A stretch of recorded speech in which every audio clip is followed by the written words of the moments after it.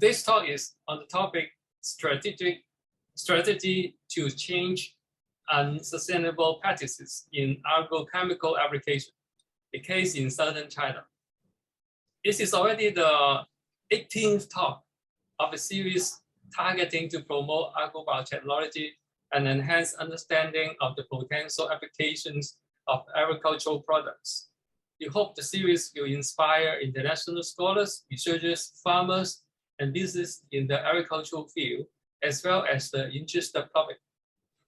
First, let me introduce our speaker, Professor Prof Kin Che today, who is an academic in environmental policy and assessment, a long-time environmental advisor of the Hong Kong Special Administrative Region Government, and a freelance consultant for the World Bank.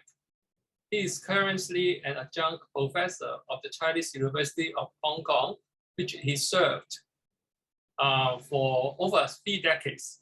And according to Professor Lam, he's already retired for 10 years, but he's always with us. During his tenure, he founded the Center for Strategic Assessment for China and the Institute of Environment, Energy, and Sustainability. He was formerly chairperson of the Advisory Council of the Environment and the Task Force on Biodiversity Conservation Strategy and Action Plan of the Hong Kong Special Administrative Region. He received the Silver Bohemia Star from the Hong Kong government in year 2006 and the Regional Award from the International Association of Impact Assessment in year 2016 for his contributions to the promotion of environmental assessment in Hong Kong and the region. In the following presentation, Strategy to Change Unsustainable Practices in Agrochemical Applications, a case in southern China, he is going to introduce and analyze a World Bank funded project aiming at changing entrenched unsustainable practices in the application of fertilizers and pesticides. Now, with no further ado, so let's welcome Professor Lam to the floor. Professor Lam, please. Right. Thank you, Professor Huang. I think I'm most delighted to be able to join you and share some of my work experiences in China mainland and also on impact assessment. Now, the title of my talk, I think there are 3 keywords: strategy, unsustainable practices, as well as southern China. Southern China is my home, where I was born, raised, educated. As Professor Huang mentioned about me, I officially retired from the university for 10 years. So just now today, I thought, okay, there is a time for everything. Somehow, someday, I think I should probably step down. In the last 10 years or so, I've been working as a freelance consultant. That means on contract. Whenever they say, okay, Casey, come and help and do some project, they will ask if I'm available. That has really opened my eyes, giving me a lot of opportunities to work in different places, mostly in China mainland and the Asia Pacific region on various topics. I've been engaged essentially to do capacity building, writing sort of training materials, and also commenting and reviewing projects, etc. Now today, I'm going to focus on one of the projects I've been engaged to work on, and that is in the Guangdong province. This is an outline of my presentation, covering the context and the background, the project details, the World Bank practices, and then the important part, of course, is the strategy. the strategy to change unsustainable practices in the application of agrochemicals. And I shall end with some highlights and key lessons learned. The background. I'm pleased to see some names showing that you're from different countries.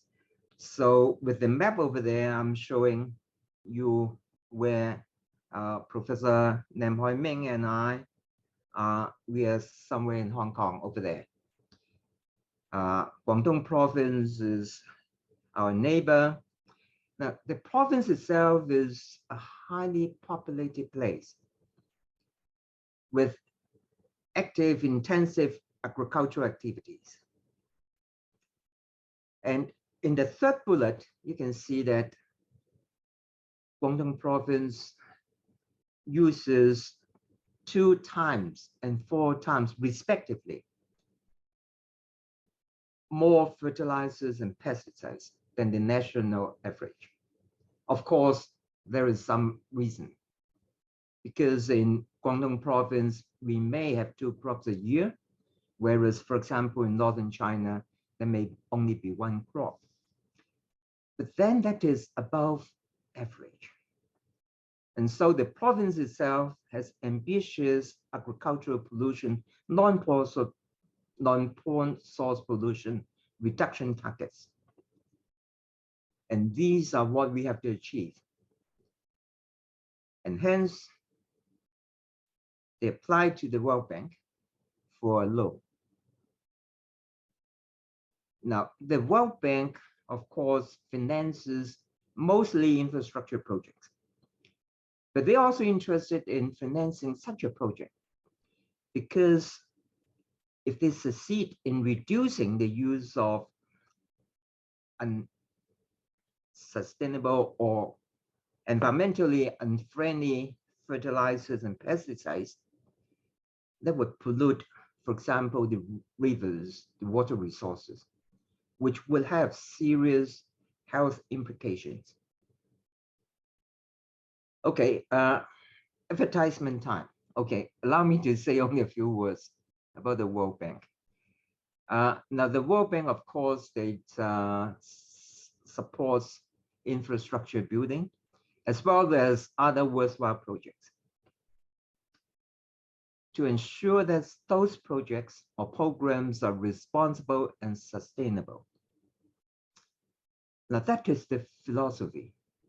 Now, as an development bank, of course, they're interested in protecting investments. But the approach to reduce investment risk calls for proper management of environmental impacts and social impacts. Unless you can reduce those environmental and social risk, otherwise you wouldn't be able to ensure that the investments are feasible. Okay, so, and the World Bank's mission, in a few words, I think probably the prints are too small. They say the World Bank's mission is to protect people and the environment in investment projects. People and environment. Putting people first, putting people at the center. I think that is the key. Okay, now, of course, I think World Bank projects aims at, in many places and countries, poverty alleviation, poverty reduction, aiming at addressing the issues of the world's poorest and most vulnerable people. Okay, after the background, let me give you some information about the project I'm going to talk on, about the goals, details, and the benefits. Now, the project is entitled Guangdong Agricultural Pollution Control Project. Now, these are the key objectives: to reduce pollution from crop cultivation and of course, including livestock production, to reduce land-based pollution to rivers and also to the marine environment. The people in the Guangdong province, many of them rely on the rivers and streams as a source of water supply. Non-pond source pollution can be detrimental to the river water quality, and of course, then to reduce nutrients as well as other pollutants. Now, the last point is important.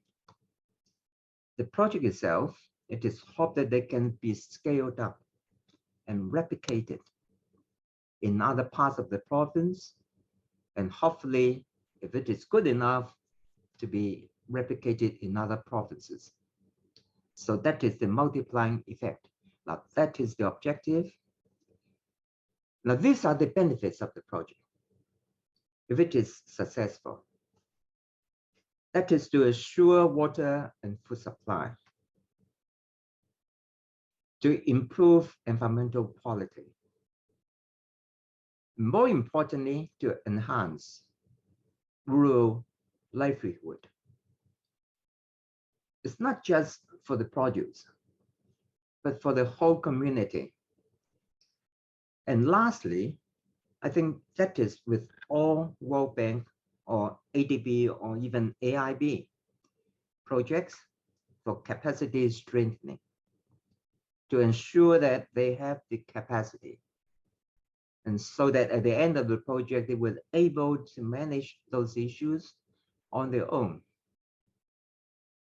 Now, these are the benefits if the project is successful. Now, the components of this particular project, firstly, to promote environmental friendly crop production, and covers soil nutrient management, integrated pest management, conservation agriculture, and the support to farmers. I'm not going to touch on, but that is another component of the project on livestock waste management. That's another component, but today, I'm going to focus on the first one, environmental friendly crop production. You can also see in the project, there are also components for monitoring and evaluation, for capacity building and knowledge management. Knowledge management is highly important because it's the knowledge at the end of the project will be retained, managed, and being applied.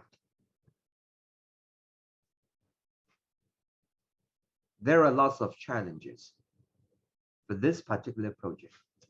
Now, because the provincial government has set ambitious pollution reduction targets, of course, there are serious problems with non-pond source pollution. Not only pollution in rivers and streams, but also in coastal marine waters, red tides, etc. The other challenge is agricultural pollution comes from a very large area and a huge number of sources, which we call non-pond source pollution, because if there are only a few pond sources, it is much easier to handle and manage. If they come from here and there everywhere, then that is a real challenge.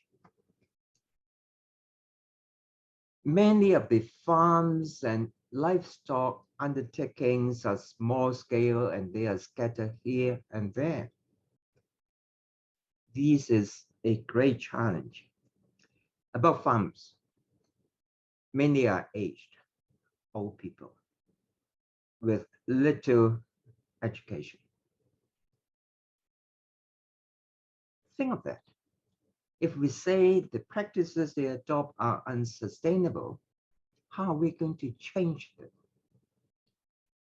That is a great challenge. The farmers, when they have any problem, they will usually go to local agro supply shops. Shops in villages, etc., where they sell fertilizers, agrochemicals, pesticides, small farm equipment, etc. They think the shop owners are the experts. They seek the advice from those shops. Now, so this is the so-called the critical point we have to address: local agro supply shops. And it would be important to get the farmers involved. Learning by doing. So I've highlighted the challenges, I've highlighted the issues. Sustainable development is our goal. Now the key issue is, how can we get from the left to the right? What is the strategy? What have to be done to bridge the two and to provide the solid support to that? That is, I think, the theme of my sharing today. Filling the question marks. Now, at this point, allow me to say a few words about the World Bank policies in environmental and social impact assessment. ESIA stands for Environmental Social Impact Assessment. So it is not just environmental, it's also social. These are the top domains of the World Bank Environmental and Social Framework, covering a wide range of issues. Starting from ESS 1, 2, you can see that 2 focuses on labor and working conditions. ESS 1, the first domain is the assessment approach and technique. ESS 3, resource efficiency, pollution prevention and management. Application of agrochemicals, pesticides, etc. falls within ESS 3. 4, community health and safety. Even the use of agrochemicals is a safety concern. 5, now probably is less so with this project, land acquisition, resumption, and also resettlement. 6, biodiversity conservation. 7 is about indigenous people, ethnic minorities, cultural heritage. It's 8. And then 10, stakeholder engagement, information disclosure. Now they have so-called standards, policies, applicable to all projects. An assessment has to be undertaken to map out which policies or standards will be triggered, which issues call for our attention. For all projects, the first step is to understand the local needs, context, and institution. It's not just pumping money. No, it isn't. To be effective, we have to know the place. We have to understand the local context. We have to understand the need. We have to understand the local environmental resources setting. We have to understand the social network, the cultural, and the traditions, because that would affect whether the policies would be effective or not. More importantly, we have to understand the local institution,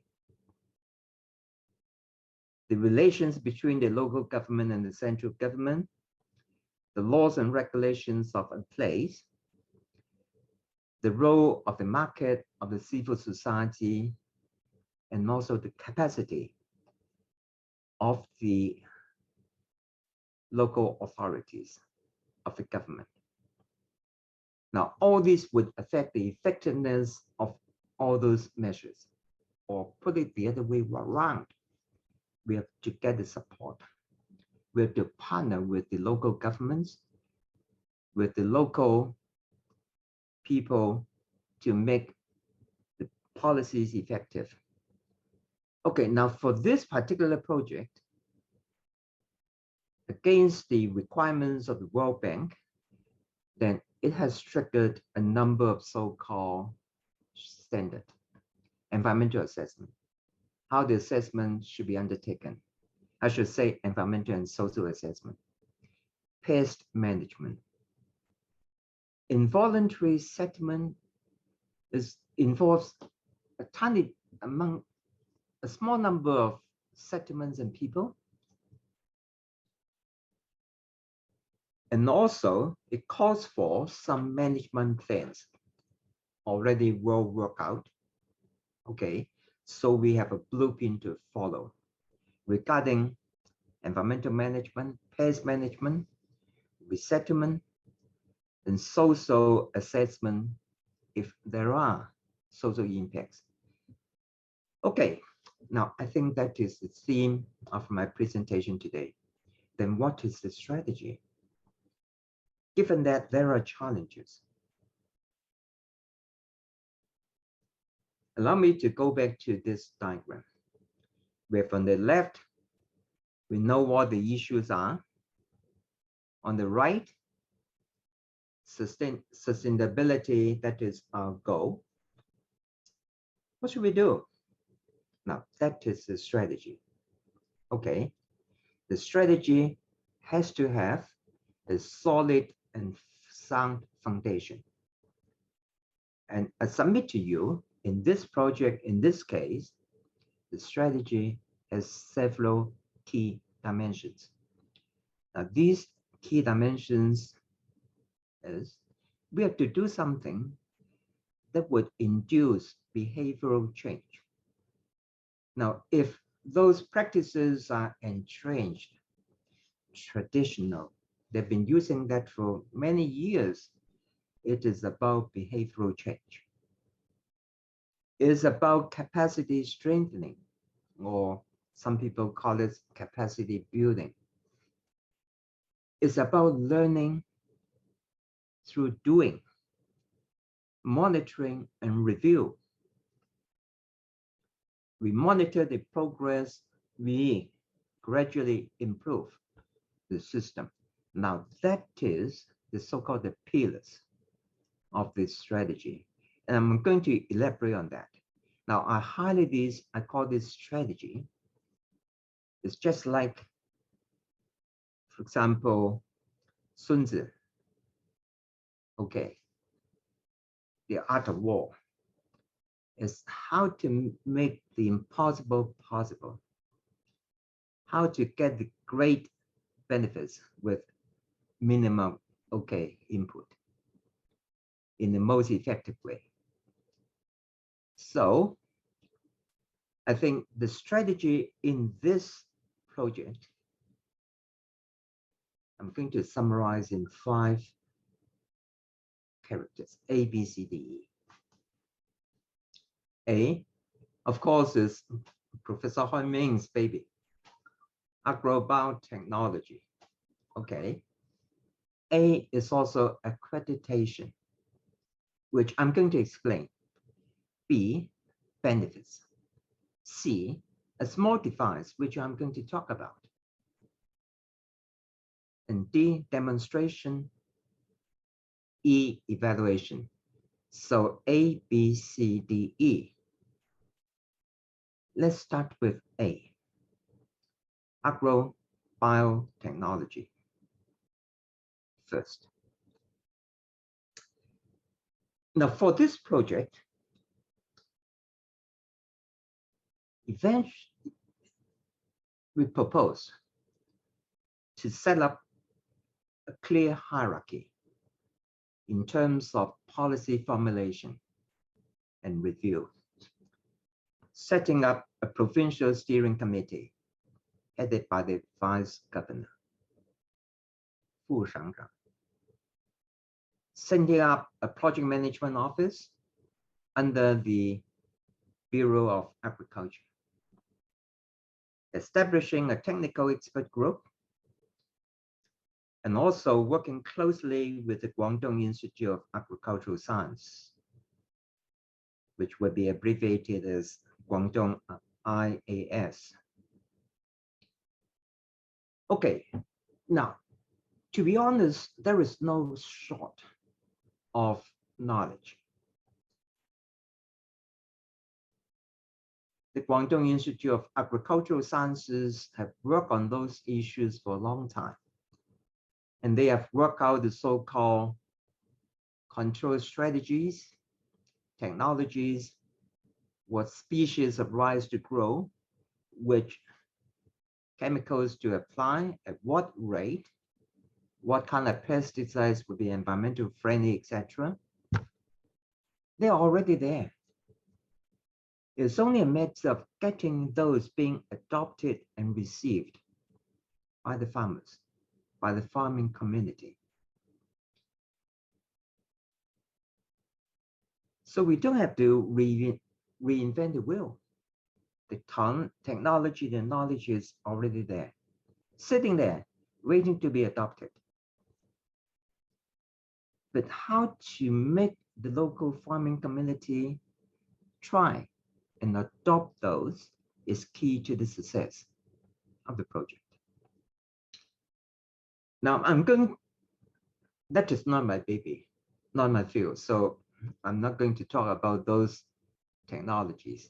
I think, and they have already, in addition to their scientific publications, some simple monographs, leaflets, etc., written in plain language for the local farmers. And these are some of them. They brand and call these Sankong, 3 control technology. Now, with those technology, this is where the well-being comes in. Okay, they're already there. How can we make the farming communities adopt them, or at least to try them out? Okay, so the agro biotechnological science knowledge is already there. And then another A is accreditation. Now, the approach for the World Bank to support is in each and every rural community, identify 2 agro supply shops. 农机店, okay. If they wish to get the so-called World Bank and the Guangdong Bureau of Agriculture recognition, they could only supply environmental friendly agrochemicals and pesticides. And you see the logo somewhere there. Of course, to make it work, in the first 5 years, there would be a subsidy.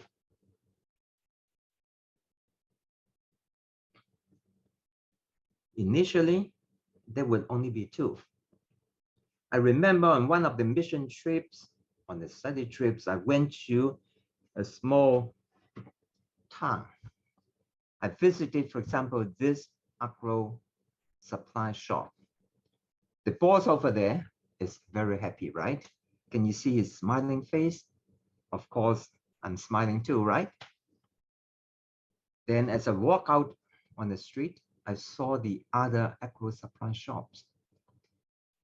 Some shop owners say, hey, hi, Lin Sheng, Mr. Lam, come in.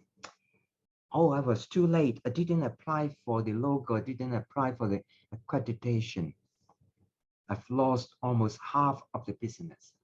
What can I do now? Okay, I told them, okay, it's always good to try to get accreditation, but my job is not to give you one. Okay, I'm not involved in that. Now, that is the accreditation. With the accreditation, then the next approach is to focus and highlight the benefits. The benefits of using those so-called environmental friendly fertilizers and pesticides, and the benefits provided in the form of subsidies. Subsidies in the first 5 years. And I'm going to touch on those two benefits one by one. Productivity.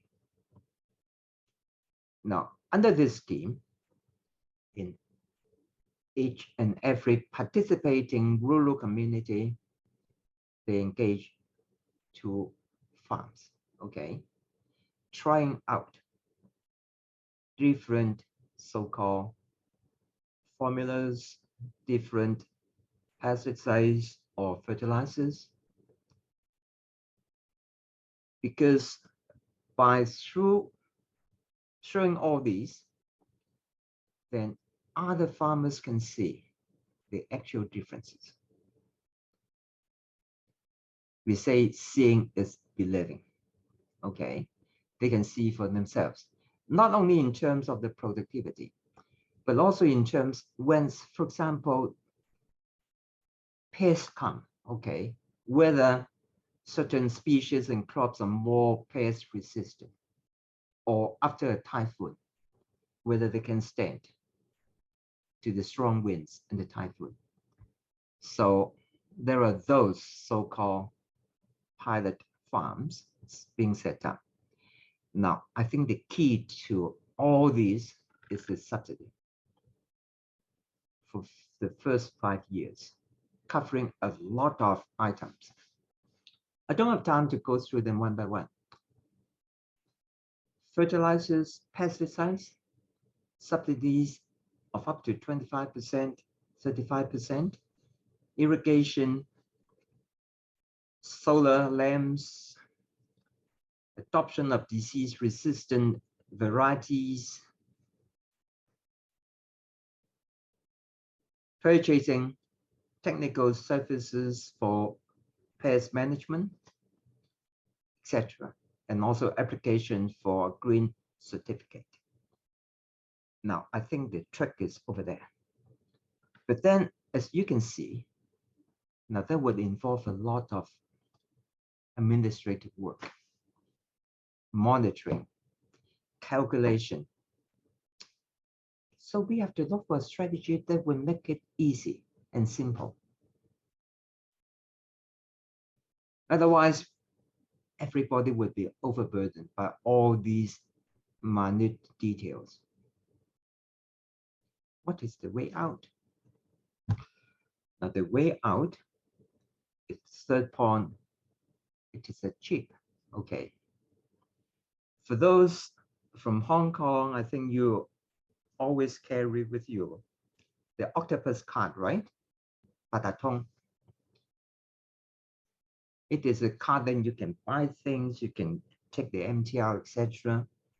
It is the same card with the chip inside. That you go to those agro shops to shop and buy those approved pesticides and agrochemicals.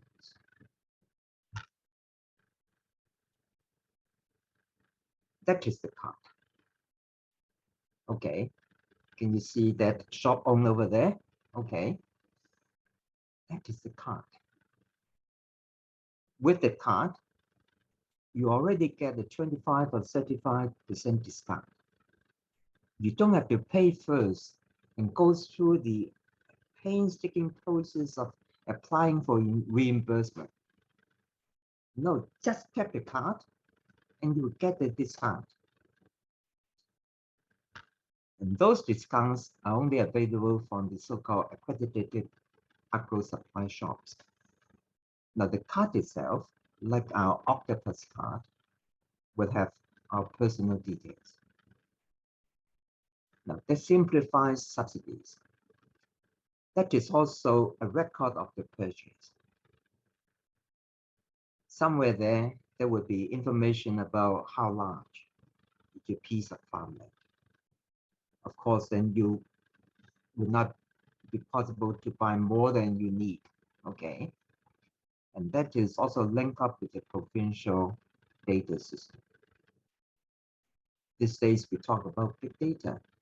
That is where part of the data comes from, the card itself.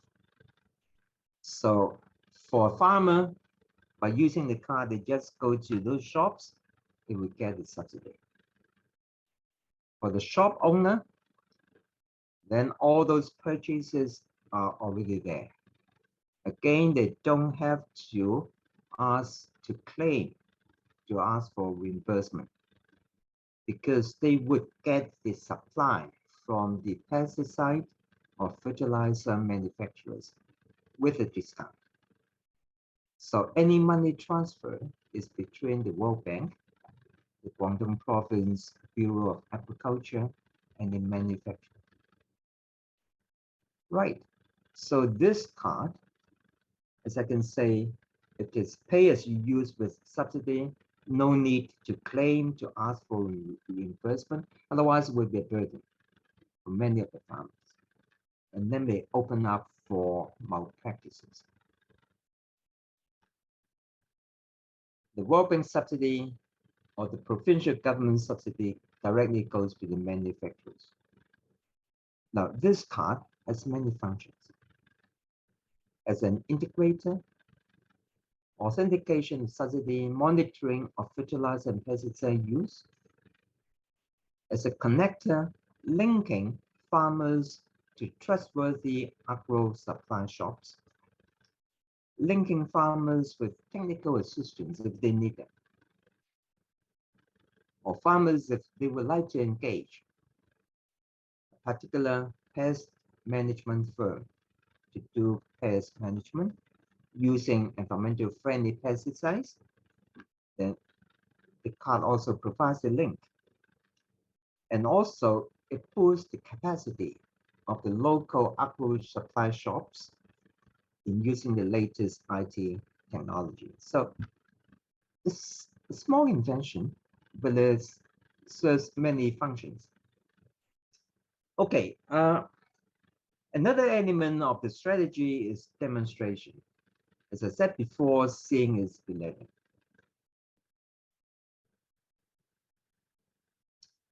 At each participating rural community, they will engage two farmers, usually at the most visible and prominent location in the village. Those farms serve several functions, demonstrating the use of environmental friendly agrochemicals, so that other farmers can see. Other farmers, when they pass by, they see, okay, the benefits and the effects of those practices, usually through side-by-side comparison. But more importantly, because for farmers who have relied on the traditional approaches and practices, when we ask them to switch over to a new scheme, to a new regime, then they need some friendly reminders from time to time. For example, now this is April, this is a time to do this and that, using this and that, okay? So this serves as a reminder to participating farmers. And also, through such services, and there are training and technical services, field demonstration of application of those agrochemicals. Okay, the last element of the strategy is the evaluation. One cannot anticipate everything from the beginning to the end. We have to monitor the progress.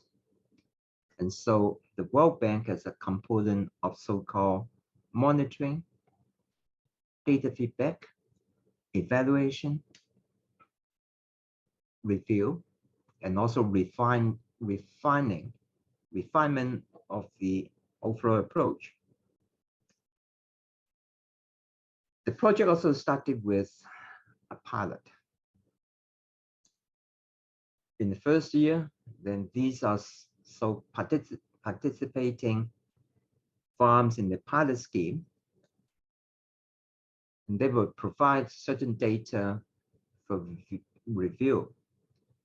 But then for all participating farms, there would be a monitoring and evaluation system. And so for example, a township, there would be clear targets. And the system will also serve as verification of actual activities being held. Data will be sent to a central information system, and there will be mechanisms for data sharing and compliance checking to ensure that the project really goes on well. So that is a component of the project with monitoring, data sharing, and review. Okay, having said this, I think I shall summarize by highlighting the key components and issues of this program and project, and trying to distill some lessons learned.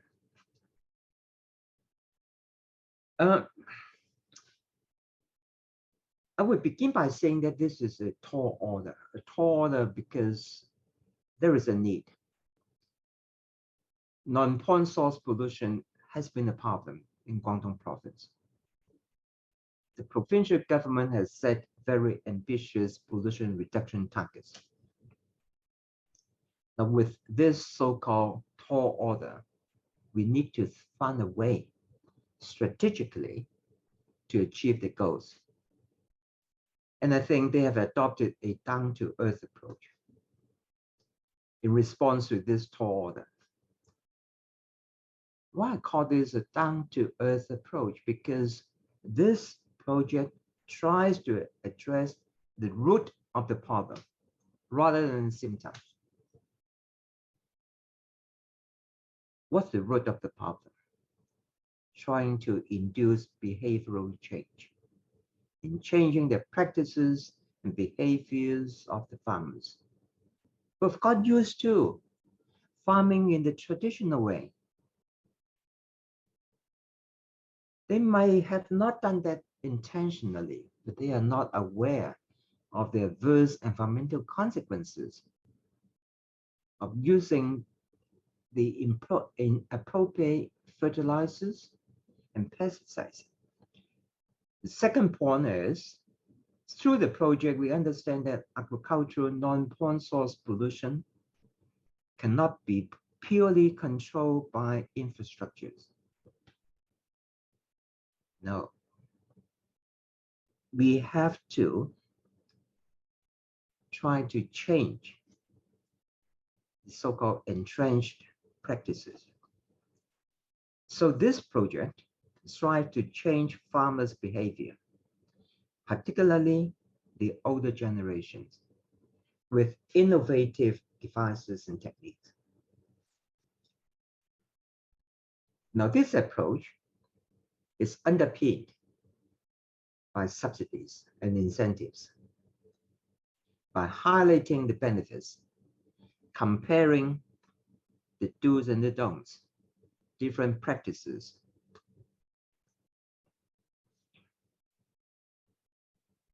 My second observation is about partnership. Now, because such a project calls for the collaboration of many parties, not just one. I'm listing all those parties over there, the so-called stakeholders, with the project management office within the Bureau of Agriculture, the Guangdong Institute of Agricultural Sciences, the county agricultural bureaus, the township level agricultural technical stations, agrochemical manufacturers and wholesalers, of course, the local agro supply shop owners, and also there are some private technical assistance firms, for example, for pest management, etc. That calls for a partnership approach. It only works when those parties, they work together. Now, incentives is the key, the core to the whole program. In this case, we are adopting a market-oriented approach.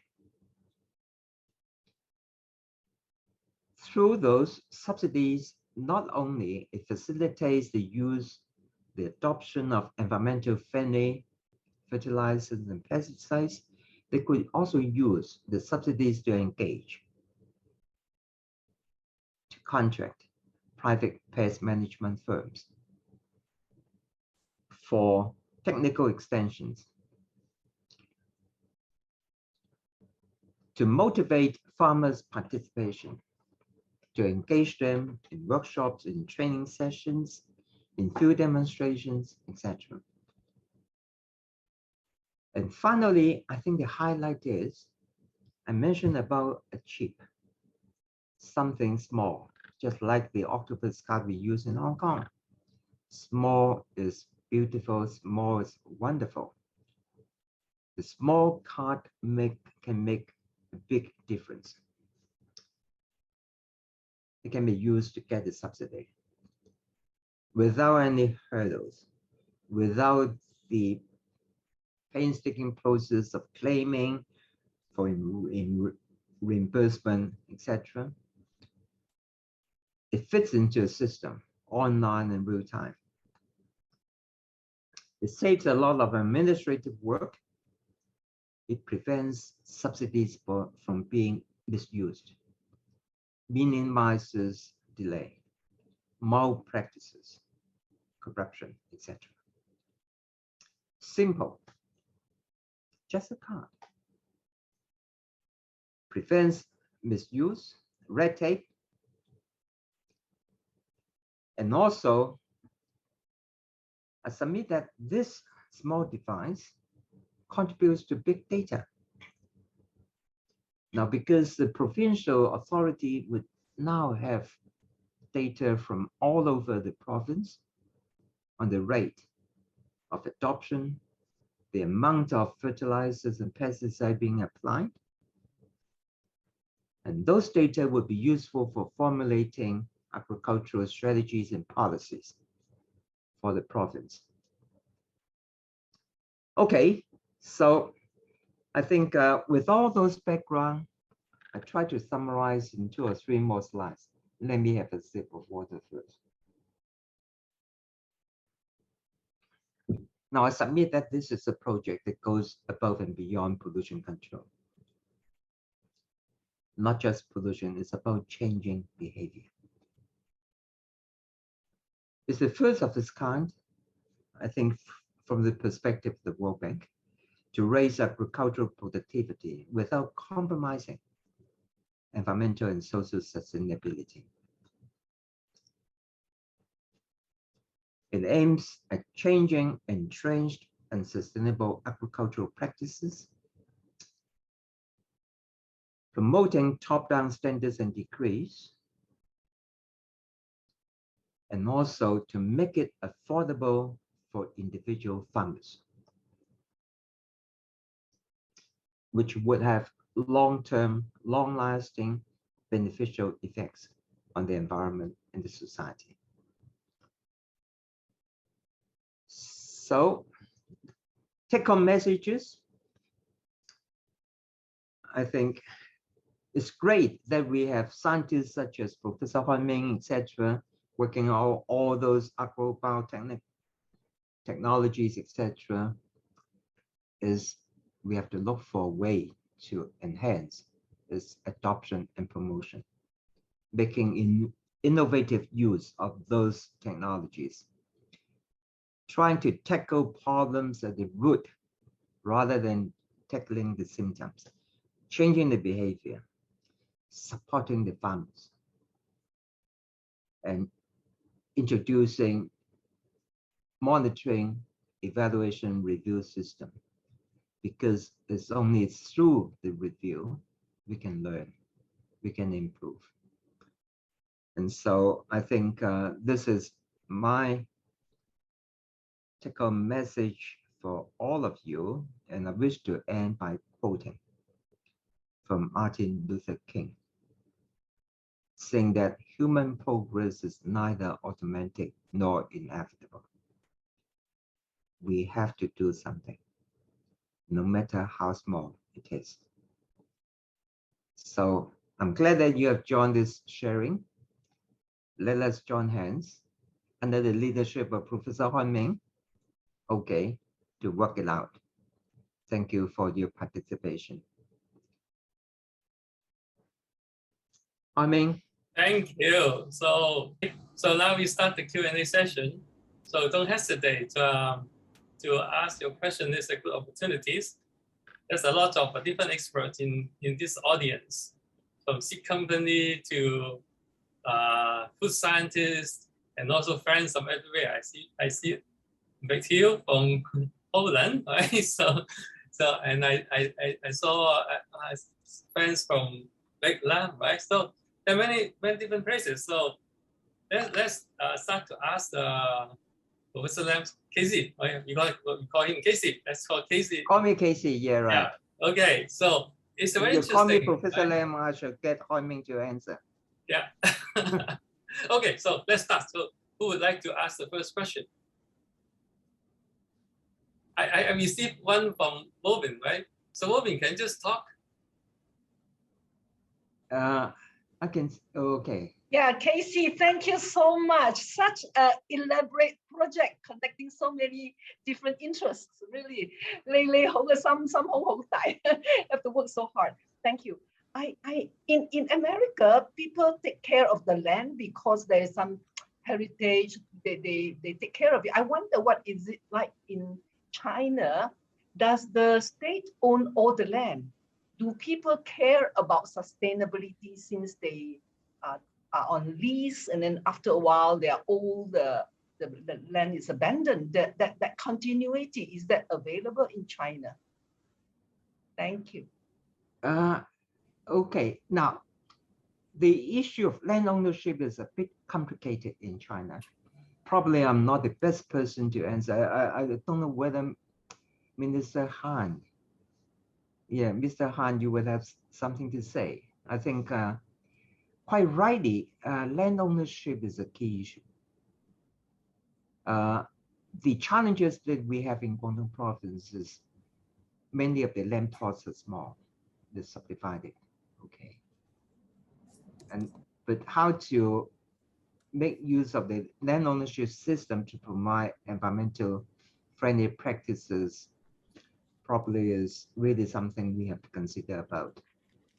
I don't know whether Mr. Han, you have anything to offer. Yeah, this issue. Thank you very much, Professor Lam, for you share your successful story and lessons for the sustainable development of agriculture industry. So in my opinion, that for the Chinese smallholder farmers, it's very difficult to balance the productivity and sustainability. So another thing that we have difficulty to balance their high yielding crop and green crop like soybean and other legumes. So for example, in Southern China, the local government and the farmers have the target to increase the yield. It's purely this year, okay? Both the central and local government encourage people to grow their high yielding soybean. So, but in that case, it's not easy to balance their ratio of high yielding crop like rice, corn, and wheat, and soybeans. So I have a question. How do you think that we have to balance their productivity and sustainability? How to balance? It's purely, you see, recently there are crises between Ukraine and Russia also are also there. That conflict are also bring their difficult for food chain or food supply. The things will get worse for every country. Balancing is really a very difficult act. I think, which sometimes because of the so-called conflicting claims and contradictions between long-term and short-term benefits, contradiction between the sectoral benefit and also the benefit for the whole nation or community. And sometimes I think this is where I think the government has to step in, okay, to say how to balance all those. And I'm sure that those could probably be done through the National Development and Reform Commission. I don't know whether that is the platform, but somehow when there are competing claims and contradictions, then somehow some top level decision has to be undertaken. Now, I don't know whether that is the approach to do, of course, with consultation with concerned stakeholders. Yeah, I want to interject my suggestions because there's been a long talk about how to, because there are two different things, how to compare. So we say any like a common value things that you can, for example, right, so you can convert the environmental impact, sustainability in terms of dollar, okay, and then compare to the productivity, then all the cost and benefit can be compared. Then you're basically asking for the best scenario, how you can have the best outcome after a long term. But right now the environmental issue is more like a moral issue to most of us. but the commercial business, like the productivity, they view money. So I guess that will be something that we can do to cross talk between the two lines of thoughts. So is there any international efforts trying to put the value to those environmental impacts? Yes, indeed. Despite in the environmental field, very few people work on environmental economic analysis. Okay, most people will go for technology, assessment, etc. We need really people working on environmental economic analysis. I say environmental economic analysis, meaning they are not conventional economic analysis. We have to consider both on-site and off-site benefits and cost, present and future benefits and cost. There are always asymmetry in the sense that one will have to spend a lot of money initially to kick off the project. The return, which could only be realized 10 years, 20 years later. Now, in those cases is where government intervention has to come in. Now, because we cannot just count on local, particularly in poorer communities, etc., to pour in a lot of money initially. They don't have the money. They usually have very short-term vision, because the concern is whether they can survive, whether in the next 2 or 3 years they will have the money, resources to do something. Anything and the benefits which would be realized, say 10 years or 15 years, 20 years later, is of little meaning to them. I'm not blaming them, but this is usually their vision and our vision. And in those cases is where government intervention has to come in. where there is no short of so-called market solutions. I think probably that is the way, but techniques are there already. But often when we undertake those environmental economic analysis, then there are again challenges. For example, what is the discount rate to use? If you use 2%, 3%, or 5%, or 8%, you may end up getting different results. I think one good example is about climate change, whether we should spend the money now to address those issues, to prevent something which may occur, say, a generation later. Using different discount rates would give you probably different results. And at the end of which, I think we have to use our own judgment. Okay, so I think Dr. Joanna Chen has a question, right? Could you just ask yourself? Yeah, Joanna, okay. Oh, hi, Professor Lam or Kin Che? Yeah, Come Casey, thank you very much. Thank you very much for the very clearly demonstrated project and the approach. So my question is, how long did this project last? And what was the tangible result that measured or obtained? Now, the project will last for 5 years, if I remember correctly. And you're quite right. And what are the final results? To be honest, I don't have the so-called the final results. Okay. And we really need to so-called dig out the so-called completion report for every report supported by the World Bank. There would be a completion report. And at this moment, I'm sorry that I don't have the data in hand. Okay. So the World Bank fund, they just basically allocate a certain amount for each year to do the subsidy. And then at the end of the year, there was maybe there was some data collection, but it cannot form a final conclusion. Am I correct?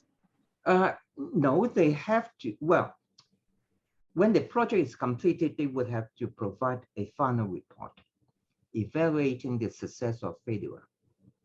And let me clarify that the funding does not only come from the World Bank.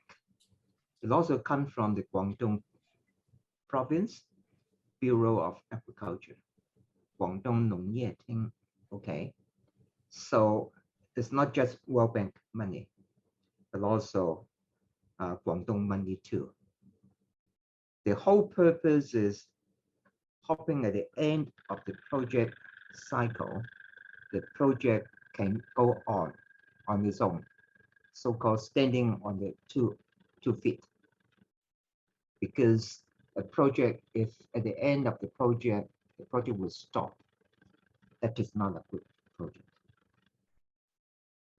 I don't have access at this moment to the completion report, but I think those are really good questions. We have to take a look at the completion report, especially the evaluation report, highlighting the successes and failures. Thank you. I wonder whether Matthew is still here, because I think Europe has been quite successful in advocating the environmental friendly agriculture. I'm not sure whether Matthew is still here. Yes. Can you share about the experience in Europe? I mean, then we can have some lesson to learn from Michelle. Okay, Michelle. Okay, you're from the Netherlands, right? Yes. Please unmute yourself, Michelle. I cannot hear you. Please unmute yourself. Hello, Casey. Hello, Honming. Hi. Thank you very much for the very interesting lecture. Yeah, I don't know really what to comment, because I think the situation in the Netherlands is of course quite different. We have a lot of growth of crops in greenhouses, and there's very let's say tight regulations around the use of fertilizers and pesticides, and actually it's a big topic at the moment how to manage all the nitrogen in the environment. But I fully agree with that. It is very important to have a very comprehensive approach, and a one that is also beneficial for the growers. If the government imposes all kinds of regulations that are not understood or are not supportive of the industry, then it will not work. But I think this is a topic that affects every region in the world, perhaps not in the same way, but it is important everywhere how to, grow crops sustainably.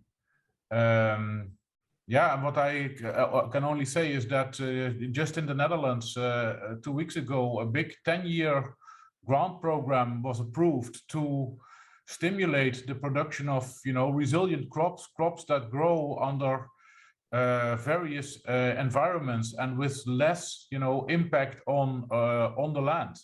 So it's just an illustration that also our governments invest heavily in stimulating sustainable growth of crops, and that's a very good thing. So I think this topic is very timely and more important than ever, perhaps. Now, I couldn't agree more with Michelle. Now, because it is not just about banning unsustainable practices. It's for the long-term benefit of the rural community.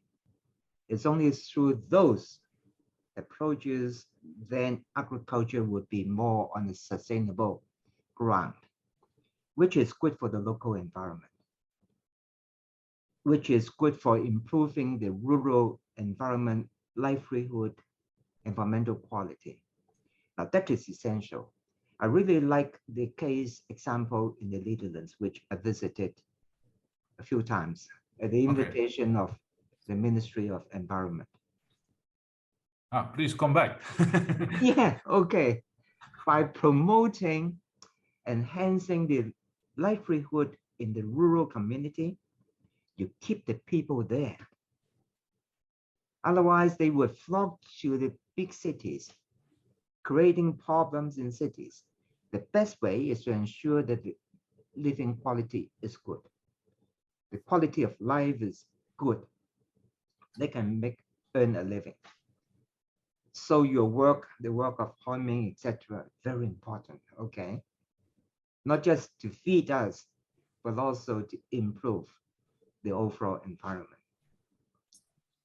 Yeah, I will return to the Netherlands and thank you very much. And thank you very much for your excellent lecture. Thank you. I have a critical question, right? So who could apply for funding from World Bank? I mean, if we have friends who want to have a project to promote the sustainable agriculture, so who are eligible? Well, usually they are the government agencies, okay? Then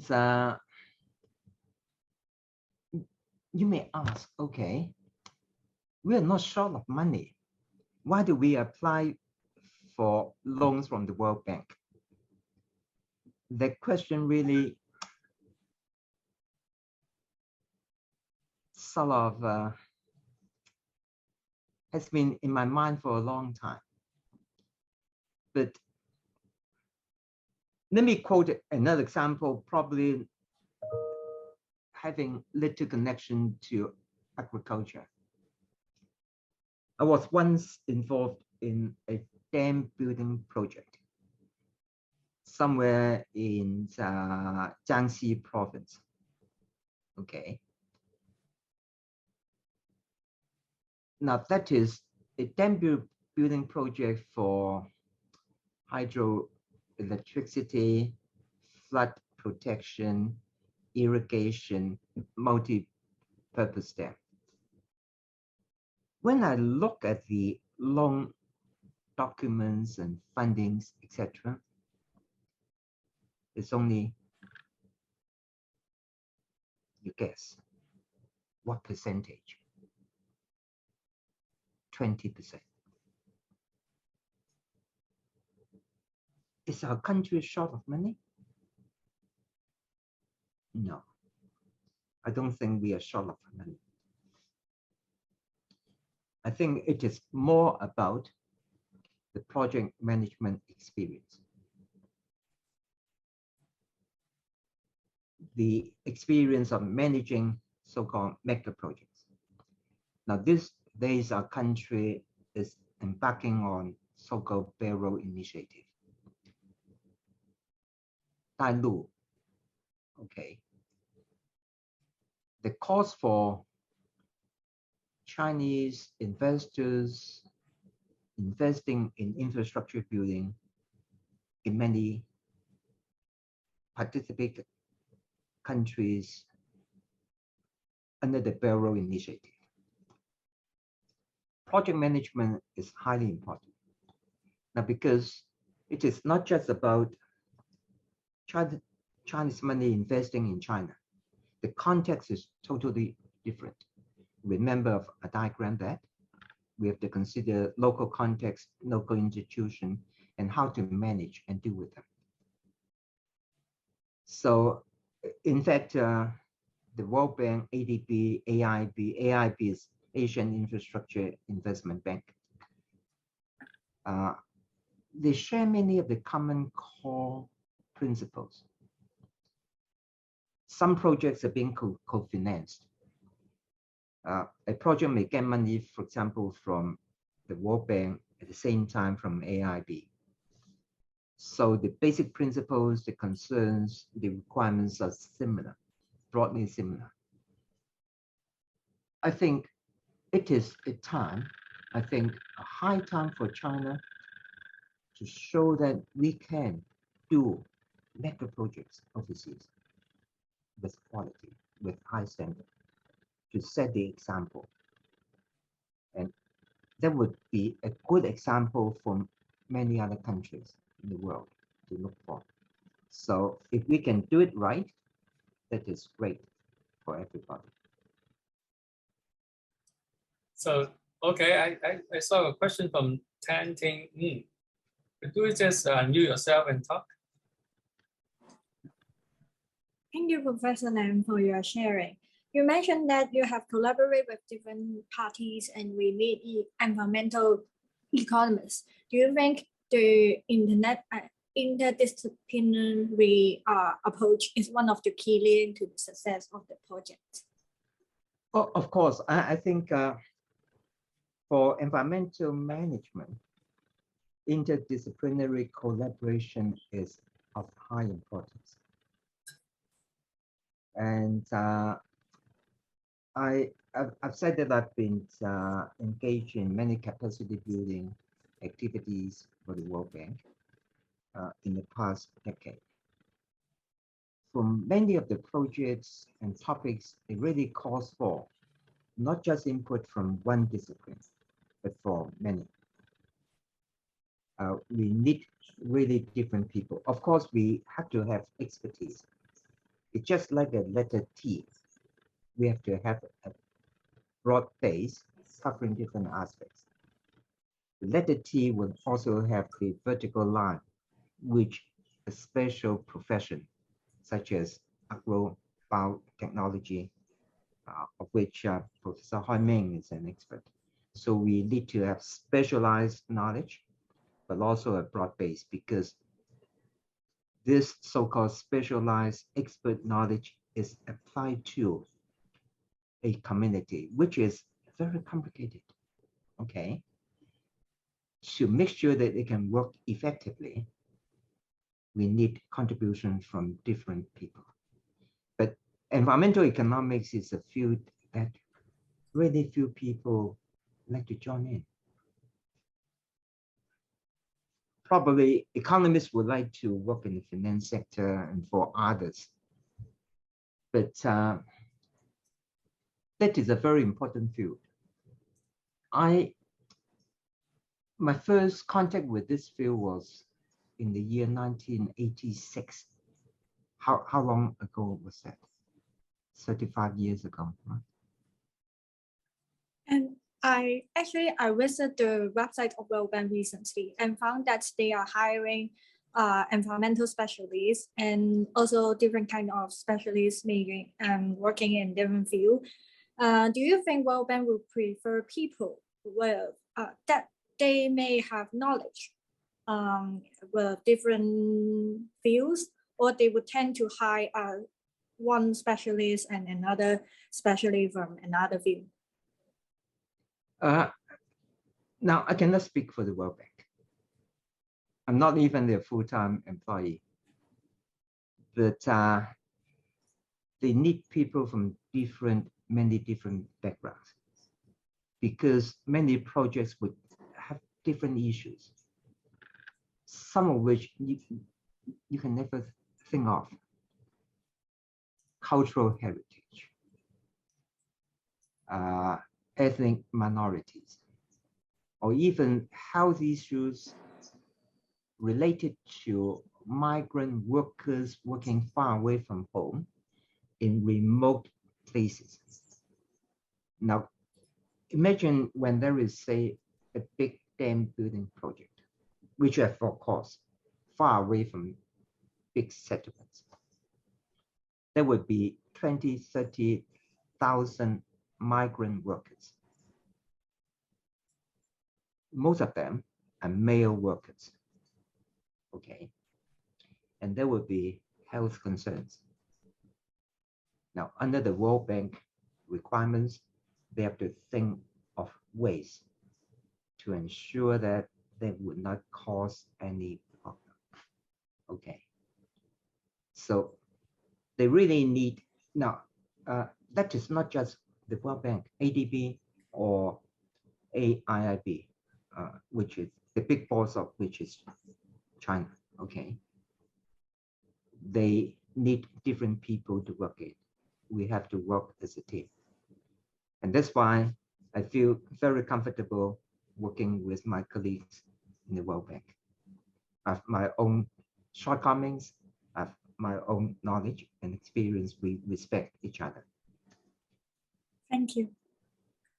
Thank you, Casey. Yes. So, is there any further questions from the audience? So if not, then it's advertisement time. Okay, so Catherine, can you tell us who will be talking next and the time?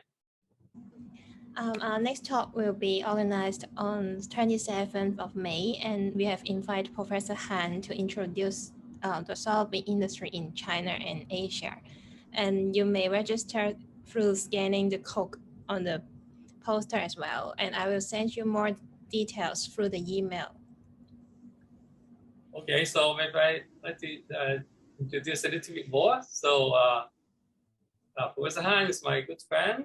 We have been collaborating for a long time.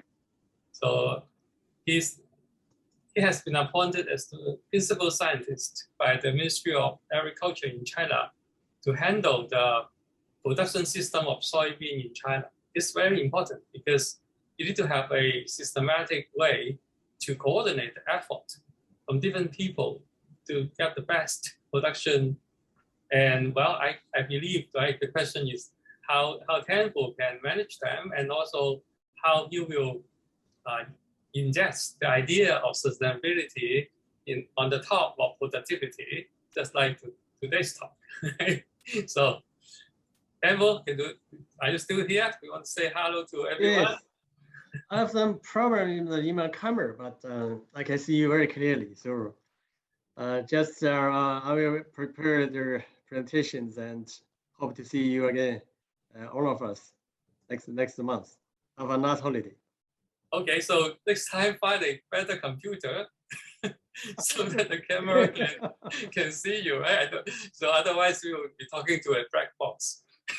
Thank you. Thank you. Okay, so have a good holiday, everyone.